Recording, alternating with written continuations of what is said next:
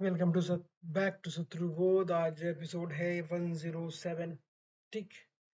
आज बात करेंगे कि हर जो इवेंट हुआ है भारत की हिस्ट्री में या भारत से बाहर देशों की हिस्ट्री में, उसमें सब में कैसे पॉलिटिक्स इन्वॉल्व थी। ठीक है। कैसे ये ईरान की वॉर जो है ये पूरी की पूरी पॉलिटिक्स को बचाने के लिए, पेट्रो डॉलर सिस्टम को बचाने के लिए की गई। और जब ये देखा गया कि उससे फायदा नहीं नुकसान ज्यादा हो रहा है तो उसको बंद कर दिया गया। ठीक है। एक एक पुराना वीडियो सर्कुलेट हो रहा है सीएम नरेंद्र मोदी का। जब नरेंद्र मोदी चीफ मिनिस्टर थे उन्होंने कहा कि केरला की एक रैली में अडवाणी जी गए थे। वहां पे एक बॉम्ब ब्लास्ट हुआ। बॉम्ब ब्लास्ट में 80 लोग जो हैं वो मारे गए। अब 80 लोग जो मारे गए तो उसमें फिर जांच हुई। जांच में एक आदमी जो है पकड़ा गया, उसको जेल हुई। फिर केरला की असेंबली ने, है ना, जैसे यहाँ लखनऊ में असेंबली है विधानसभा, वैसे ही वहां की विधानसभा ने एक प्रस्ताव पारित किया, है ना। और दोनों पार्टीज ने मिल के उसका अनुमोदन भी किया और उसका समर्थन भी किया और वो कंप्लीट मेजोरिटी से पास हो गया।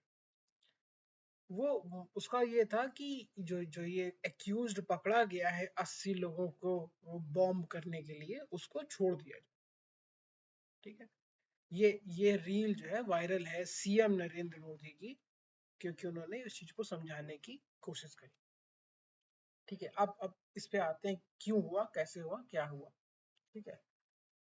आप देखिए कि अगर अडवाणी जी एक छोटी रैली करने गए हैं, क्योंकि अगर भाई आपकी पार्टी बहुत बड़ी नहीं है केरला में तो छोटी ही रैली होगी, मतलब बहुत बड़ी रैली कैसे होगी, है ना। उसके लिए तो बड़ा संगठन चाहिए, पैसा चाहिए। और जिस समय की बात कर रहे हैं उस समय बीजेपी के पास उतना रिसोर्सेज नहीं थे साउथ में लगाने के लिए, है ना। उत्तर प्रदेश, बिहार, मध्य प्रदेश में लगाने के लिए रिसोर्सेज थे, क्योंकि यहाँ के लोग भी पैसा देते थे। ठीक। तो इसका मतलब क्या हुआ कि एक तो दोनों पॉलिटिकल पार्टीज को पता था कि बीजेपी को यहाँ नहीं आने देना है। कहाँ नहीं आने देना? केरला में नहीं आने।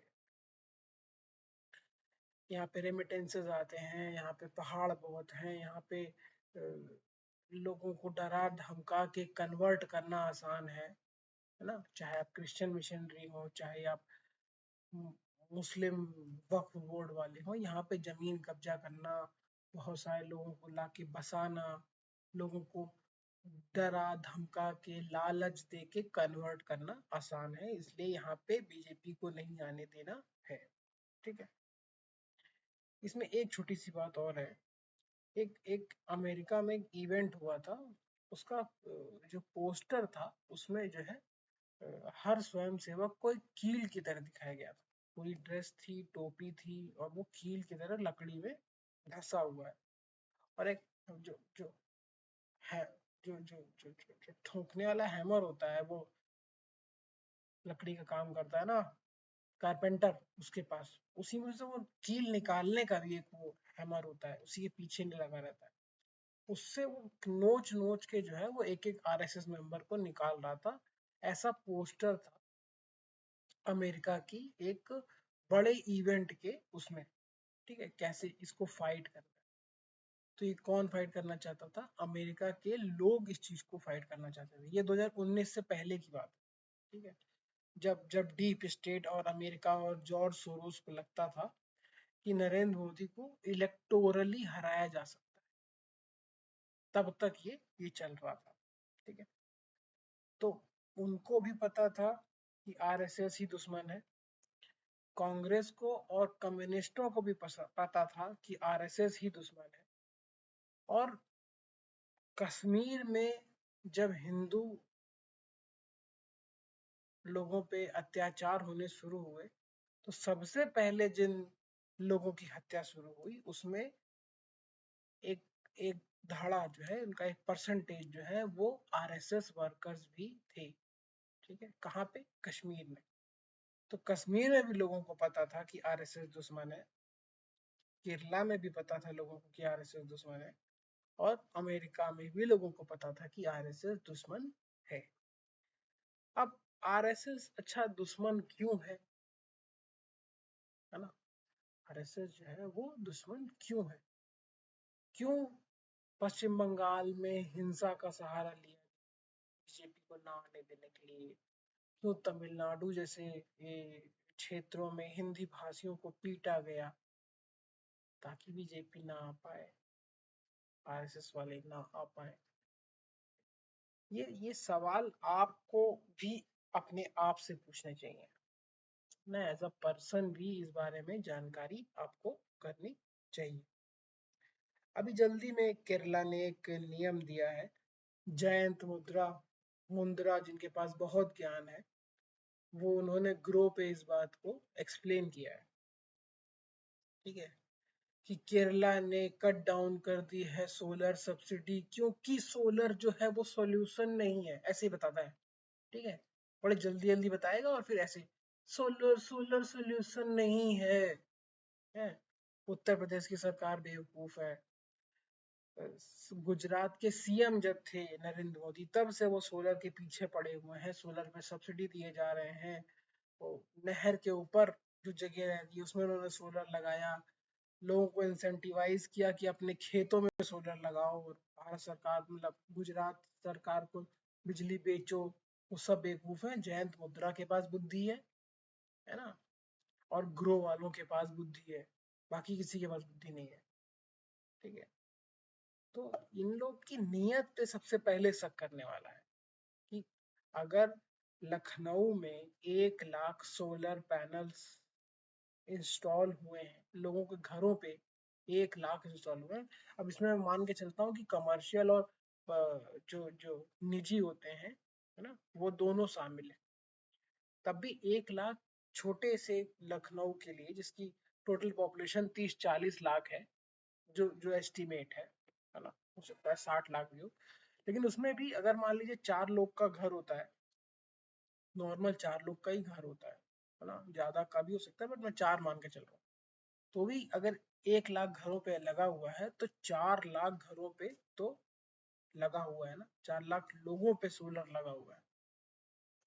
तो कम से कम इस पे भारत सरकार ने कुछ सोचा होगा, योगी सरकार ने कुछ सोचा होगा, तभी तो ये आया। और इससे आपका बिजली का बिल भी लगभग 0 हो जाता है। मेरे घर में लगा हुआ है साल भर से, मुझे पता है। ठीक है, तो कैसे ये चीज उत्तर प्रदेश में सफल है, और केरला में नहीं सफल है?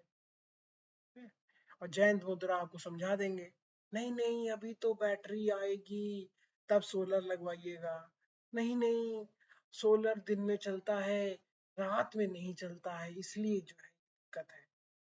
ये वही लाइन ऑफ थॉट है जो इलॉन मस्क ने पूरे अमेरिका को बेवकूफ बनाने के लिए इस्तेमाल किया। इलॉन मस्क भी डीप स्टेट का ही पार्ट है। अगर इस आदमी ने शुरुआत से सोलर पैनल्स को अमेरिका में मैन्युफैक्चर करने की कोशिश करी होती, इसको सब्सिडी मिलती, तो आज अमेरिका सबसे बड़ा सोलर प्लांट इंस्टॉलेशन जो है वो अमेरिका में ही हुआ होता। तो अब तो मुझे लगता है कि अमेरिका पीछे रह गया है। तो इसकी वजह से और भी कई देशों में होता है, जैसे ऑस्ट्रेलिया, है ना, जिसमें आपके बिजली के प्राइसेस बहुत ज्यादा हैं। अब क्यों प्राइस ज्यादा है ऑस्ट्रेलिया में, ये भी जान लो पहले, है ना। ऑस्ट्रेलिया इज लाइक भारत का एरिया इनटू 3 या 4 शायद, है ना। तो जितने दूर तुम्हारा घर है उससे ज्यादा तो लाइन बिछानी पड़ेगी तुम्हारे घर तक बिजली लाने के लिए, है ना। फिर ट्रांसमिशन का लॉस होगा, फिर उस पूरे लाइन को मेंटेन रखने के लिए खर्चा होगा, फिर मैन पावर लगेगी। इस चक्कर में वहां पे बिजली जो है वो भारत के कंपैरिजन में 10 गुना महंगी, है ना। तो उनके लिए तो सोलर पैनल सबसे अच्छा है। छत पे सोलर पैनल, घर में बैटरी, और काम चलता रहेगा। तो वो काम करने वाला है ना जो जो जो लॉन्ग टर्म हो और रिन्यूएबल हो और बार बार अपना आसानी से होता जाए। एटलीस्ट दिन में तो आपके घर में लाइट रहेगी ना, आप मोटर चला सकते हो, पानी भर सकते हो, इवन चक्की चला सकते हो सोलर पैनल से, है ना। चक्की इसमें आटा पीसता है। तो ये कौन, क्या, कब कह रहा है, इसकी बहुत इंपॉर्टेंस है। और एक बात और, हालांकि लंबा हो रहा है वीडियो बट फिर भी, अटल जी की सरकार ने 1998-99 में एथेनॉल मिक्स करना शुरू किया था पेट्रोल में। 5% का लक्ष्य रखा था, 5% का। उनकी सरकार 5 साल रही, जितना उन्होंने भाई कोशिश कर पाए उतना उन्होंने किया। फिर 10 साल तक कांग्रेस ने इसको 1.5% पे रखा, यानी कि इथेनॉल मिलाया गया पेट्रोल में, बट वो सिर्फ 1.5% ही रखा गया, है ना। क्यों 1.5% रखा गया? और जिस दिन 2014 में सरकार आ गई नरेंद्र मोदी की, बीजेपी की वापस, उन्होंने फिर से लक्ष्य रख दिया कि हम 10% करेंगे। फिर उन्होंने कहा कि हम 20% करेंगे, और लक्ष्य था 2030, और 2025 में ही वो लक्ष्य प्राप्त हो गया। तो ये जितना इकोसिस्टम हल्ला मचा रहा है, E85 फ्यूल पे, E20 फ्यूल पे, है ना, गाड़ी खराब हो रही है, इस बात पे इनकी नीयत पे सवाल करने की जरूरत है। क्योंकि हम तो सारा तेल बाहर से ही मंगवाते हैं। अगर 85% आपका तेल बाहर से आ रहा है, इसका मतलब 100% ही बाहर से आ रहा है। अगर वो आना बंद हो जाए तो आपका काम नहीं चल सकता है। और जिस तरह की वॉलेटाइल सिचुएशन है भारत की, जहाँ पे दंगे भड़कने के हमेशा चांस बने रहते हैं, उस कंडीशन में क्या होगा? जो लोगों के पास फ्यूल नहीं होगा, जो लोगों के पास एलपीजी गैस नहीं होगी, हाँ, उस समय ये सोलर हेल्प करेगा आपकी। उस समय आपके घर का इथेनॉल हेल्प करेगा आपकी। बट जयंत मुद्रा इस बात को नहीं बताएंगे। क्यों? क्योंकि उनको पॉलिटिकली खेलना है उस चीज को। अपने आप को रेलेवेंट बताने के लिए वो एक नाटक कर रहे हैं, डांस करके दिखा रहे हैं कि अरे सोलर में तो ये दिक्कतें हैं। क्या अडानी को नहीं पता है कि जब मैं पेरिस के साइज का सोलर प्लांट बनाने जा रहा हूँ तो मुझे क्या क्या समस्या आएगी? लेकिन जयंत मुद्रा को चीजें पता है, क्योंकि जयंत मुद्रा मुद्रा जो है वो अडानी से भी ज्यादा समझदार है ना। वो सबसे ज्यादा समझदार है। तो इन लोगों को, मैं ये नहीं कह रहा हूँ कि वो आदमी खराब है, मतलब यहाँ पे थोड़ा सा क्लैरिफाई करना जरूरी है कि ये नहीं बात है कि वो एज अ पर्सन ही खराब है, बट उसकी इंटेंशंस पे, उसके प्रेजेंटेशन पे आप सवाल उठा सकते हो कि इसका इसका मतलब क्या था, ये क्या कहना क्या चाहता था। क्या भारत को इथेनॉल की तरफ नहीं जाना चाहिए? क्या भारत को सोलर इंस्टॉलेशन पे और ज्यादा जोर नहीं देना चाहिए, है ना। जब जब हमारे पास अपने कुएं कुएं तेल के कुएं नहीं है ना, और हम दूसरे देशों से मंगवाते हैं, तो क्या उसका अल्टरनेट ढूंढने के लिए हमको इथेनॉल प्रोडक्शन को और ज्यादा बढ़ाना चाहिए? क्या हम लोग को सोलर पे जाना चाहिए? कम से कम पानी तो किसान अगर निकालना चाहे और धूप बहुत तेज हो रही है तो आराम से उसका पानी निकलेगा। 3 किलोवाट का अगर आप मोटर लगा देते हो तो मुझे लगता है कि 1 किलोवाट वाला जो मोटर पंप रहता है वो आराम से चल जाएगा, दिन भर चल जाएगा, और आपका खेत शायद भर जाए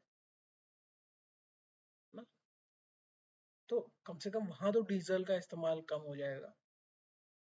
तो एनर्जी डाइवर्सिफिकेशन भारत की नीति होनी चाहिए।